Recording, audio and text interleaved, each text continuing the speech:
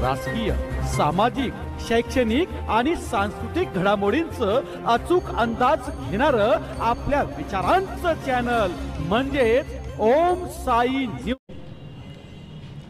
उद्याला महाराष्ट्र राज्याचे मृद जलसंधारण कॅबिनेट मंत्री बंजारा समाजाचे राष्ट्रीय नेते हे उद्या आपल्या जामनेर शहरामध्ये भागीरथी ओसवाल वाचनालय या ठिकाणी बंजारा समाजाच्या संवाद बैठकीसाठी उपस्थित राहणार आहेत।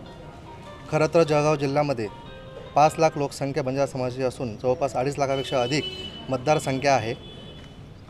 जळगाव जिल्ह्यातल्या 15 तालुक्यांमध्ये संपूर्ण तालुक्यामध्ये बंजारा समाज हा असून जामनेर आणि चाळीसगाव तालुक्यामध्ये बंजारा समाज जास्त प्रमाणात आहे।